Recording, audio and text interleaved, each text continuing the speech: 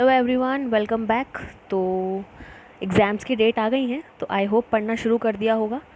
ठीक है, तो नहीं किया है तो आप कर दो, कोई बात नहीं।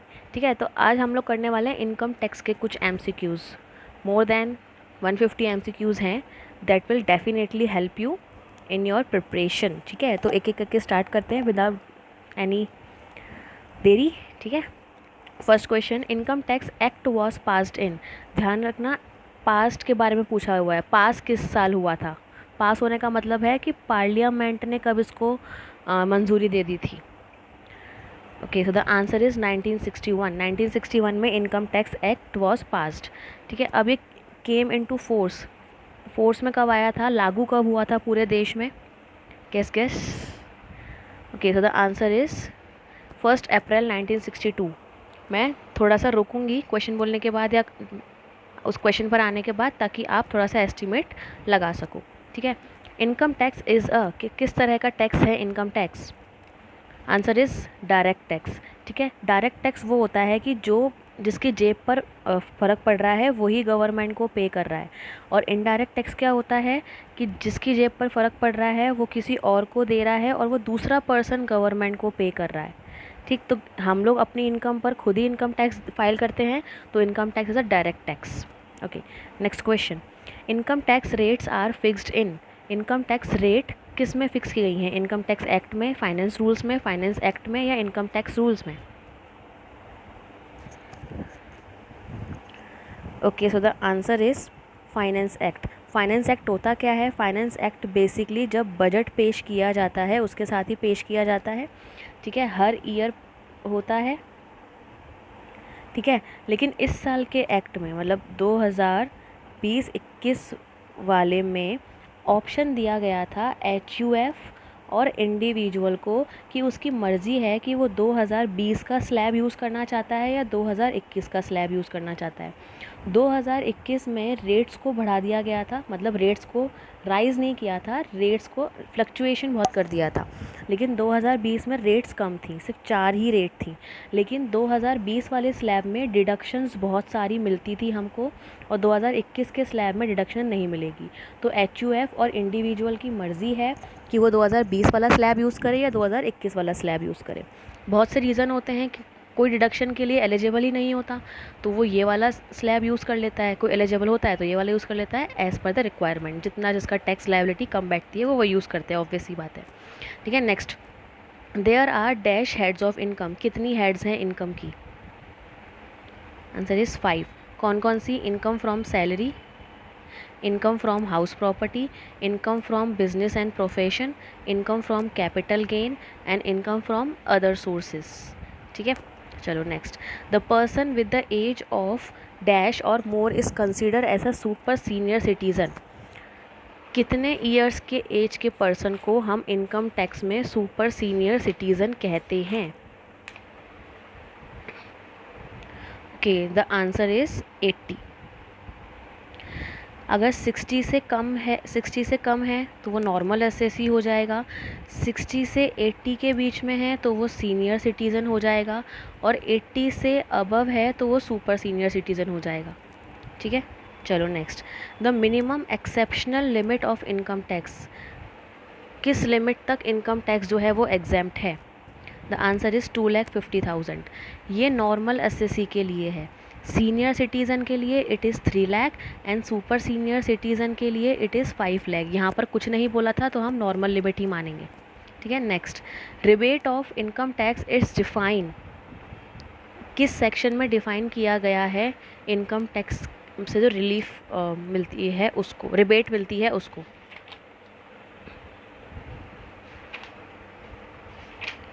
Okay, the answer is 87A। अब ये रिबेट बोलती क्या है? ये रिबेट कहती है कि अगर आपका टैक्स 12,500 तक का बन रहा है तो आपको रिबेट मिलेगी, मतलब आपका ये टैक्स माफ़ कर दिया जाएगा। ठीक है, 12,500 तक की रिबेट मिलेगी। लेकिन अगर 12,501 भी टैक्स लायबिलिटी बन रही है, 12,501 भी टैक्स लायबिलिटी बन रही है, तो इस पूरे पर टैक्स देना पड़ेगा। ऐसे नहीं कि 12,500 माइनस कर दिए जाएंगे, नहीं, फिर 12,501 पर ही टैक्स देना पड़ेगा। तो ये किस सेक्शन में बोला हुआ है? 87A में। Okay, next, the section 2 subsection 9, income tax का सेक्शन 2 सबसेक्शन 9 किसके बारे में बात करता है? तो ये बात करता है असेसमेंट ईयर के बारे में। असेसमेंट ईयर के लिए 2 सबसेक्शन 9 और प्रीवियस ईयर के लिए सेक्शन 3, सबसेक्शन नहीं है, सिर्फ सेक्शन 3। ठीक है, एक रिबेट का याद रखना, असेसमेंट ईयर का 2 सबसेक्शन 9, प्रीवियस ईयर का 3,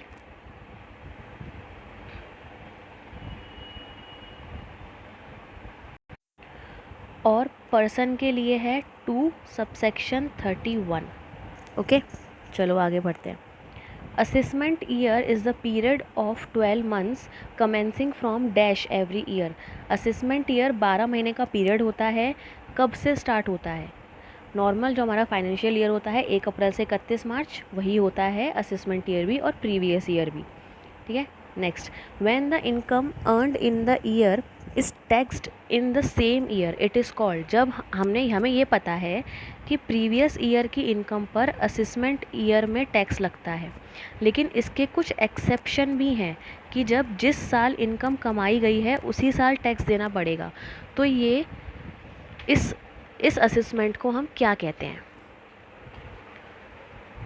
इस असेसमेंट को हम कहते हैं एक्सेलरेटेड असेसमेंट। ठीक है, अब ये किस केसेस में होता है? जैसे नॉन रेजिडेंट, एक तो नॉन रेजिडेंट शिपिंग कंपनी, कोई शिपिंग कंपनी है, वो इंडिया की रेजिडेंट्स नहीं है, इंडिया में आई है, इनकम अर्न हुई है, तो उसे यहाँ पर टैक्स देकर ही वापस जाना पड़ेगा। कोई पर्सन है जो इंडिया छोड़कर जा रहा है, लीविंग इंडिया, ठीक है, तो हम वेट थोड़ी करेंगे कि ये वाला ईयर ख़त्म हो फिर हम उससे लेंगे, नहीं, उसे बोलेंगे तुझे जाना है बेटा, तू जा, कोई बात नहीं, तू या टैक्स भर के फिर जा। ठीक है, उसके अलावा नेक्स्ट आता है आपका BOI, मतलब बॉडी ऑफ इंडिविजुअल, या AOP, एसोसिएशन ऑफ पर्सन, जो किसी शॉर्ट टाइम के लिए बना था, सपोज़ 6 महीने के लिए बना था, तो उससे 6 महीने ख़त्म होते ही जब वो बंद होगा तो उसे पहले टैक्स पे करना पड़ेगा। ठीक है, नेक्स्ट, कोई पर्सन अवॉइड करने की कोशिश कर रहा है, टैक्स अवॉइड करने की कोशिश कर रहा है, तो इनकम टैक्स वाले बोलेंगे नहीं, तुझे टैक्स देना पड़ेगा बेटा, अवॉइड मत कर। ठीक है, और एक डिसकंटिन्यूड बिजनेस, जो बिज़नेस बंद हो रहा है, जिस तारीख को वो बंद हो रहा है 1 अप्रैल से उस तारीख तक का इनकम टैक्स उसको पे करना पड़ेगा। तो ये 5 केसेस हैं जिसमें एक्सेलरेटेड असेसमेंट होता है। ठीक है, नेक्स्ट, सरचार्ज कितनी इनकम होने पर लगाया जाता है? सरचार्ज कितनी इनकम क्रॉस होने पर लगाया जाता है? The answer is 1 crore. अगर इनकम 1 करोड़ से ऊपर हो जाती है तो सरचार्ज लगता है। ठीक है, नेक्स्ट, एजुकेशनल सेस की रेट क्या है? एजुकेशनल सेस क्या होता है? जब इनकम टैक्स जो एक लिमिट से ऊपर होता है एजुकेशन सेस देना ही पड़ता है, तो उसकी रेट है फ़िलहाल 30%। इससे पहले जो 2019-20 वाला था उसमें 2% एंड 1% अलग अलग ली जाती थी, इस बार टोटल 3% ही ली जाती है। Next, as per the income tax act person includes. Income tax act के हिसाब से पर्सन कौन है? इनकम टैक्स एक्ट के हिसाब से 7 तरह के पर्सन हैं। कौन कौन से? Individual, HUF, company, firm, local authority, BOI और बॉडी इनकॉर्पोरेटेड या आर्टिफिशियल जुडिशरी पर्सन भी बोलते हैं। ठीक है, तो ये 7 तरह के पर्सन हैं, जिसमें इंडिविजुअल भी है, HUF भी है एंड लोकल अथॉरिटी भी है। तो answer will be all of the above. ठीक है, next, CBDT stands for. CBDT क्या है? CBDT का फुल फॉर्म आपने इधर बताना है। CBDT is central board of direct taxes, ये बेसिकली जो आपका फाइनेंस एक्ट में आया है उसके हिसाब से काम करवाता है, कंप्लेंट्स सुनता है, कोई नए रूल्स निकालने हो तो वो फॉलो करता है। तो बेसिकली ये कंट्रोल करता है डायरेक्ट टैक्सेस को। और डायरेक्ट टैक्स हमारे इंडिया में लिमिटेड ही हैं, like income tax, corporate tax, wealth tax. जो वेल्थ टैक्स तो अब हट गया, लेकिन इतना ही, ठीक है। CBDT is controlled by, CBDT को कंट्रोल कौन करता है? Answer is central government. Income tax central government द्वारा ही लगाया जाता है, सीबीडीटी को भी सेंट्रल गवर्नमेंट ही कंट्रोल करती है। नाम से क्लियर है, central board of direct taxes, ठीक है। Next, to be an ordinary resident in India an individual must satisfy, ये रेजिडेंटल स्टेटस से है। ऑर्डिनरी रेजिडेंट होने के लिए एक सामान्य निवासी के लिए किस कंडीशंस को पूरा करना ज़रूरी है? सोचो सोचो सोचो। Okay, the answer is 1 basic condition and both additional condition. अब देखो, हमारे पास ना 4 कंडीशन होती हैं, बेसिक कंडीशन 2 होती हैं एंड एडिशनल कंडीशन 2 होती है, ठीक है। बेसिक कंडीशन होती है कि वो लास्ट ईयर कम से कम 182 दिन इंडिया में रहा हो, या फिर उससे तुरंत 4 साल में से 365 दिन यहाँ पर रहा हो, ठीक है। और एडिशनल कंडीशंस क्या होती हैं कि 7 साल में से कम 730 दिन इंडिया में रहा हो, या जस्ट पहले के 10 साल में से कम 2 साल इंडिया में रहा हो, ठीक है। तो अब सबसे पहले हम बेसिक कंडीशन पर आते हैं। बेसिक कंडीशन या तो एक या दोनों, या तो एक या दोनों अगर उसने पूरी कर दी तो वो रेजिडेंट तो बन जाएगा, ठीक है। अगर उसने एक या दोनों पूरी कर दी तो वो रेजिडेंट तो बन जाएगा। लेकिन ऑर्डिनरी है या नॉन ऑर्डिनरी है, ये डिफ़ाइन होता है एडिशनल कंडीशन से।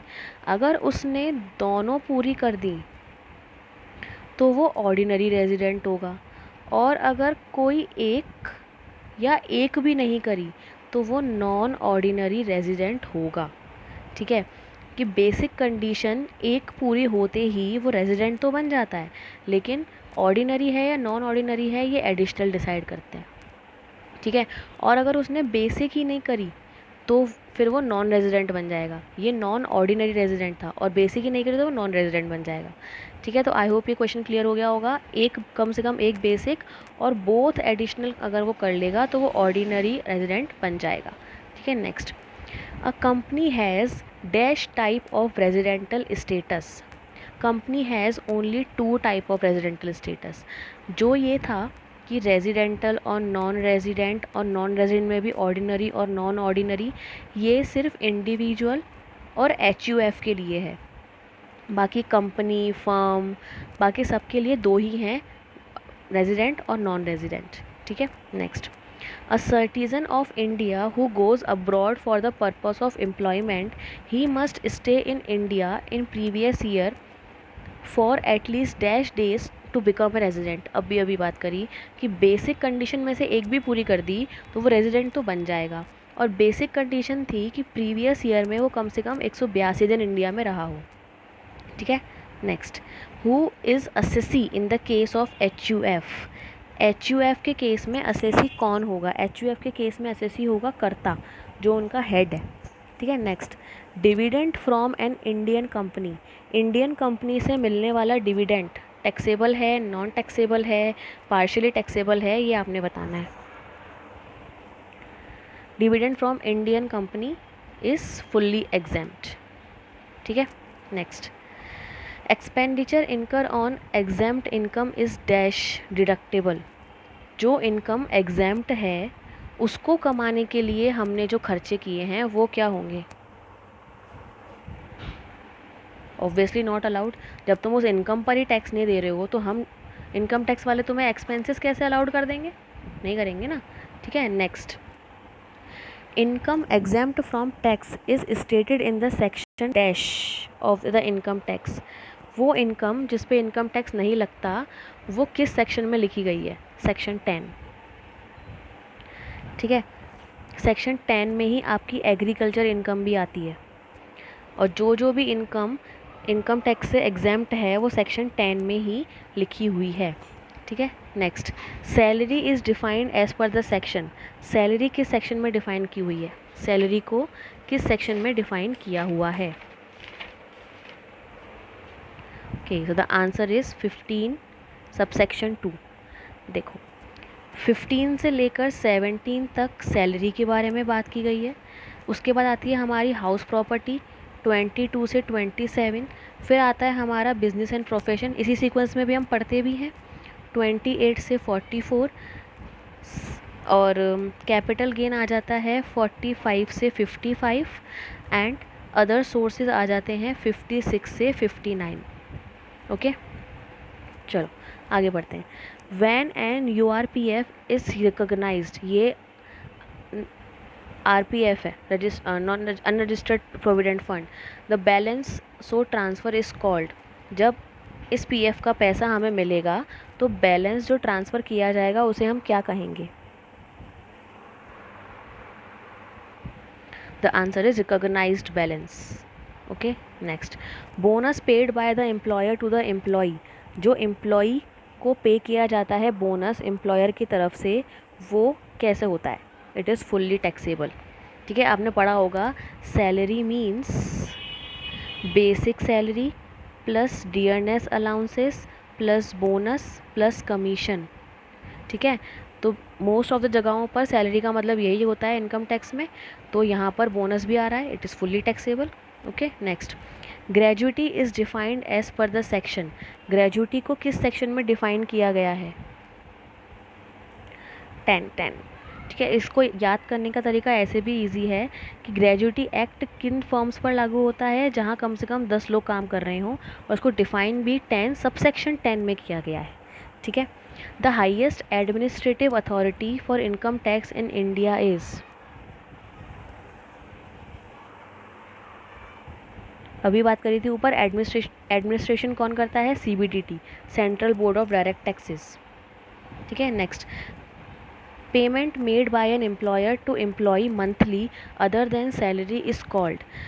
जो पेमेंट एम्प्लॉयर अपने एम्प्लॉय को करता है सैलरी के अलावा, उसे हम क्या कहते हैं?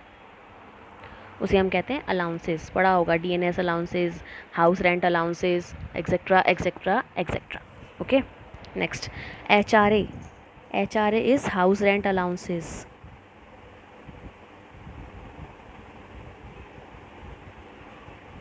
हाउस रेंट अलाउंस बहुत क्वेश्चंस में किया होगा ना, जिन्होंने क्वेश्चन किए हैं। हाउस रेंट अलाउंस क्या होता है? Fully taxable, partially taxable?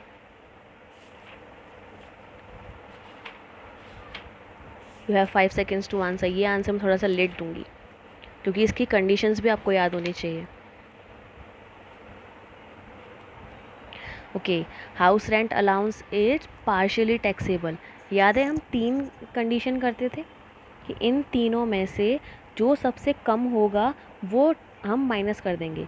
सबसे पहले तो जो एक्चुअली रिसीव हुआ है, दूसरा जो हम सच में रेंट पे कर रहे हैं -10% ऑफ बेसिक सैलरी, तीसरा 40% ऑफ सैलरी। लेकिन ये 40% 50% हो जाएगा कब? दिल्ली, मुंबई, चेन्नई एंड कैलकाटा में। ठीक है, और अगर जो एम्प्लॉई है उसे पैसे मिल रहे हैं लेकिन वो रेंट दे ही नहीं रहा, रेंट पे रह ही नहीं रहा, तो ये पूरा ही टैक्सेबल हो जाएगा। हाउस रेंट अलाउंस पूरा टैक्सेबल हो जाएगा। ठीक है, अब वैसे होता क्या है, सपोज 10,000 हमें मिलता है और इन तीनों में से सबसे कम अमाउंट आ रहा है 3,000, तो ये 3,000 इसमें से माइनस होके 7,000 पर टैक्स लगेगा। ठीक है, ओके आगे बढ़ते हैं। Rule dash explain the taxation of HRA। HRA के टैक्सेशन के लिए कौन सा रूल बात करता है? That is 2A। ठीक है, next, agriculture income is Pakistan is accessible for, मतलब पाकिस्तान का कोई एग्रीकल्चर इनकम हो रही है पाकिस्तान से, वो किसके लिए टैक्सेबल होगी इन सब में से? रेजिडेंट के लिए, ठीक है। क्योंकि देखो वो इंडिया में ना तो जनरेट हुई है और ना ही इंडिया में रिसीव हुई है, तो इन दोनों केसेस में सिर्फ रेजिडेंट ही ऐसा है जिसके लिए टैक्सेबल होगी, इन दोनों के लिए टैक्सेबल नहीं होगी, ठीक है। Next, if the assessee is living in own house, HRA is, देखो अभी बात करी थी, अगर वो अपने घर में रह रहा है तो HRA फुल्ली टैक्सेबल हो जाएगा, ठीक है। Next, entertainment allowance is allowed as a deduction as per, entertainment allowance किस सेक्शन के तहत डिडक्टेबल होता है? आंसर इज सेक्शन 16 सबसेक्शन 2, ठीक है। आगे, any allowance granted for encouraging research, academic and other professional pursuits is called, research को encourage करने के लिए जो अलाउंसेस दिए जाते हैं उसे हम क्या कहते हैं? एकेडमिक अलाउंसेस, ठीक है। रिसर्च अलाउंसेस बहुतों को लगा होगा लेकिन कोई बात नहीं, एकेडमिक है इसका answer. Children education allowance is exempt up to per month per child for 2 children, 200, 200 पर चाइल्ड पर मंथ अलाउड है, इससे ज़्यादा अगर मिल रहा है तो उस पर टैक्स लगेगा, इतने तक का डिडक्ट हो जाएगा, ठीक है। और वो भी मैक्सिमम 2 चिल्ड्रन पर होता है, 2 बच्चों से ज़्यादा पर होता है तो नहीं होगा। और हॉस्टल की अगर बात करें तो 300, 300 पर month per child for maximum 2 children, ठीक है। Next, transport allowance given by the employer to the employee is exempt up to, transport allowance is exempt up to 1600, okay. Next, foreign allowances is, foreign allowances के लिए foreign allowances are fully exempt, okay. आगे, state which of the following income are exempt, इसमें से कौन सा ऐसा income है जो एग्जेम्प्ट है? अभी ऊपर बात करी फॉरेन अलाउंस, ठीक है। Education allowance is exempt for, अभी ऊपर बात करी है, मैक्सिमम 2%, ठीक है, 2 चिल्ड्रन के लिए ही अलाउड होता है।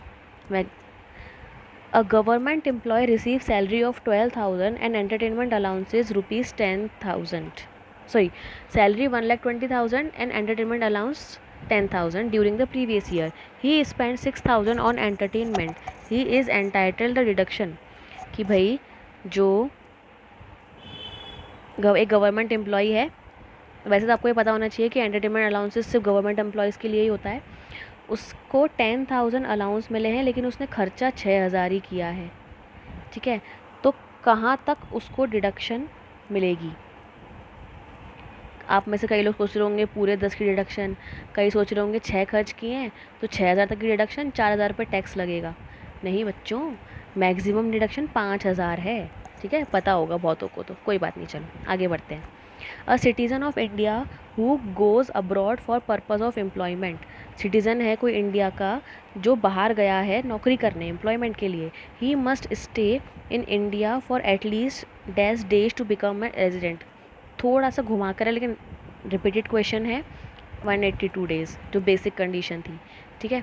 Next, who among the following में नॉट ऑर्डिनरी रेजिडेंट, अभी हमने बात करी थी कि जो रेजिडेंट और नॉन रेजिडेंट होता है और रेजिडेंट के अंदर भी ऑर्डिनरी और नॉन ऑर्डिनरी होता है, ये सिर्फ इंडिविजुअल और HUF के लिए होता है, तो HUF तो नहीं होगा, तो HUF के लिए हो सकता है, ठीक है, कंपनी के लिए नहीं होगा, AOP के लिए नहीं होगा, तो नन ऑफ दिस तो होगा ही नहीं, तो आंसर विल बी HUF, ठीक है। Next, the following is not taxable as the income under the head of salaries, commission received by a full time director, remuneration received by a partner, allowances received by employee and free accommodation given by a employer. देखो, remuneration मिल रहा है partner को तो ये salary नहीं है, ठीक है, ये बिजनेस एंड प्रोफेशन का पार्ट है। देखो, अलाउंसेस भी सैलरी में आता है, अकोमोडेशन एम्प्लॉयज़ दे रहा है तो सैलरी में आता है, एंड फुल टाइम डायरेक्टर की कमीशन भी सैलरी में आती है। सिर्फ एक रिम्यूनरेशन है जो नहीं आता है, तो answer is remuneration to partner. Next, a previous year means the financial year immediately preceding the assessment year. ऊपर सबसे पहले ये बात करी थी कि प्रीवियस ईयर के इनकम पर असेसमेंट ईयर में टैक्स लगता है, और assessment year is just preceding year, assessment year का जस्ट प्रीसीडिंग ईयर होता है प्रीवियस ईयर। ठीक है, next, okay, gratuity received by a government employ. Government employ को जो ग्रेजुएटी मिल रही है वो क्या है? गवर्नमेंट एम्प्लॉय के तो मज़े ही हैं भाई, फुल्ली एग्जाम्ड है ना। चलो आगे बढ़ते हैं।